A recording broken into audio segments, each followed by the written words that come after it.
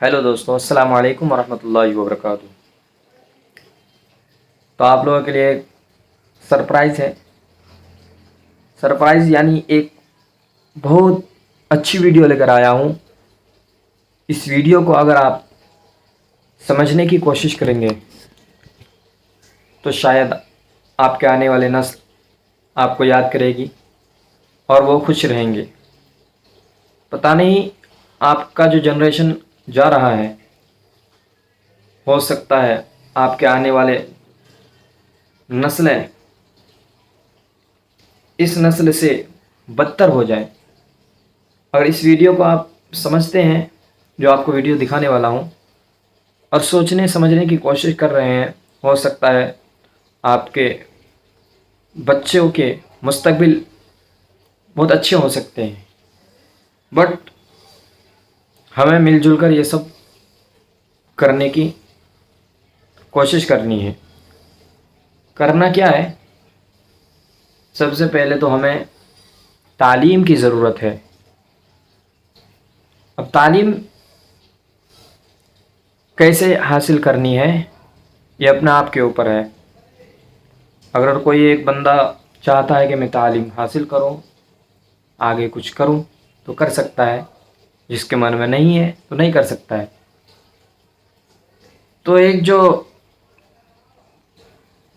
Educated आदमी होता है ना, वो सामने नज़र आते ही देखने में लगता है कि बंदा कुछ है, और जो अनएजुकेटेड आदमी रहता है उसको जाहिल से जाहिल, पागल से पागल आदमी लूट लेते हैं। ना ही वो कुछ दुनिया में कर पाते हैं, ना ही आगे चल जा सकते हैं, ना ही वो जानबूझकर कुछ नहीं कर सकता, कोई मकाम हासिल नहीं कर सकता है। तो हमें पढ़ाई ज़रूरी है, और हमारी तालीम होगी तो हम दुनिया को समझ सकेंगे, हमें क्या करना है, किसके साथ रहना है, किसको वोट देना है, हमारे देश के लिए कब किस तरह क्या करना है। तो आइए वीडियो को स्टार्ट करते हैं और देखते हैं। नमस्कार दोस्तों, अगर आप एक स्कूल या कॉलेज में पढ़ने वाले स्टूडेंट हैं और मैं आपसे पूछूं आप अपने फ्यूचर में कौन सा करियर ऑप्शन चूज करने वाले हैं, तो मैं गारंटी के साथ कह सकता हूं कि आप में से 90% लोगों का जवाब होगा इंजीनियर, डॉक्टर, एमबीए या सरकारी नौकरी। इन्हीं 4 ऑप्शंस में आप में से 90% लोगों की करियर चॉइसेस छुपी हैं। दूसरा ये भी मैं गारंटी के साथ कह सकता हूं कि आप में से कोई भी palaeontologist, beekeeper, tea tester, meteorologist, art therapist, audio engineer, ethical hacker, ornithologist नहीं बनना चाहता। 3 इडियट्स देश की ऑल टाइम ब्लॉकबस्टर फिल्मों में से है। लोगों को बहुत पसंद आई ये फिल्म। बार बार इस फिल्म में मैसेज दिया जाता है कि अपने पैशन के पीछे भागो। किसी महापुरुष ने कहा है कि कामयाब होने के लिए नहीं, काबिल होने के लिए पढ़ो। सक्सेस के पीछे मत भागो, एक्सेलेंस का पीछा करो।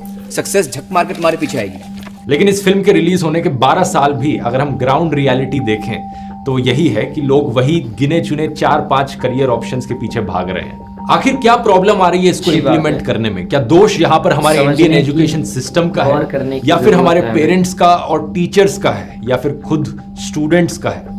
आज के इस वीडियो में आइए करते हैं इसकी गहराई से एक एनालिसिस और सॉल्यूशंस को भी समझते हैं। टीवी देखते देखते पता ही नहीं चलेगा कि कितने नौजवानों की नौकरी की उम्र गुजर गई।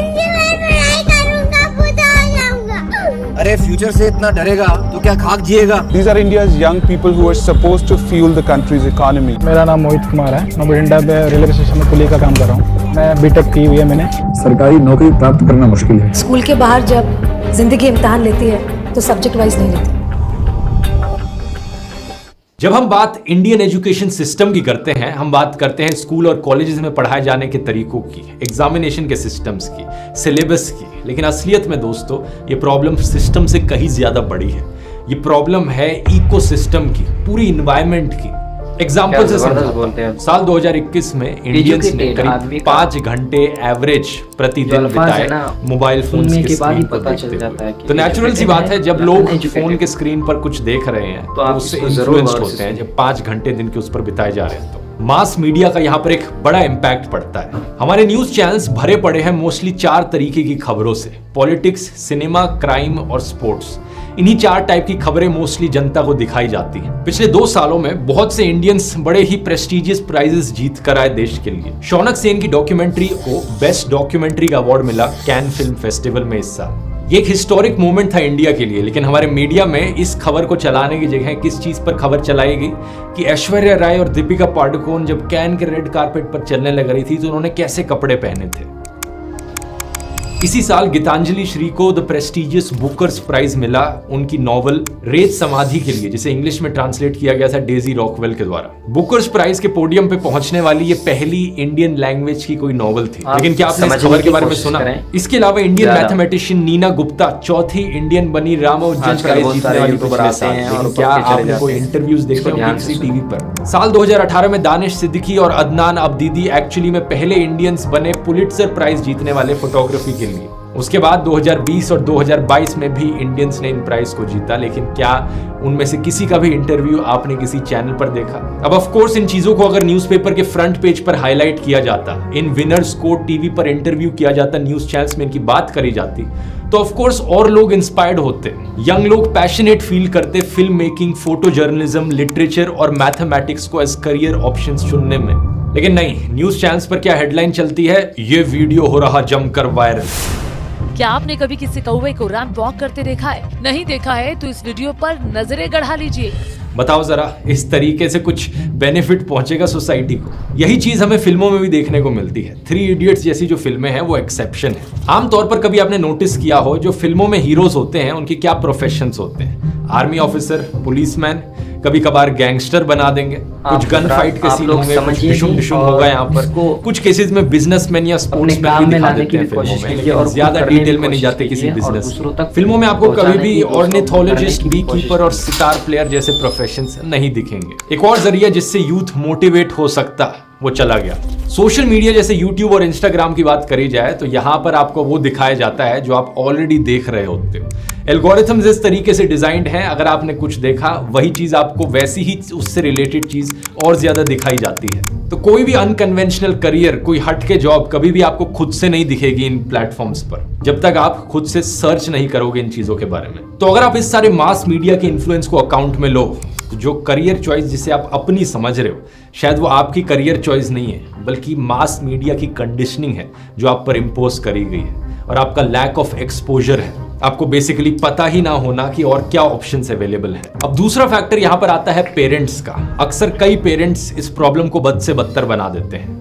बचपन से ही हमने काफी बार सोसाइटी से सुना है, व्हाट्सएप फॉरवर्ड्स में सुना है कि कैसे जो पेरेंट्स कहने लग रहे हैं वो बिल्कुल सब सही है। ये इमोशनल व्हाट्सएप फॉरवर्ड्स आपने देखे होंगे ना कि मैंने रियलाइज किया कि पापा ही सही थे। वक्त बीत जाने के बाद ही एहसास होता है। शाबाश बेटा, बहुत जरूरी है। ऐसी सोसाइटी में अगर आपने अपने पेरेंट्स पर कोई सवाल किया या फिर उनसे किसी बात पर डिसएग्री किया तो आप पर इमीडिएटली लेबल लग जाता है, बदतमीज हो, संस्कार नहीं है क्या।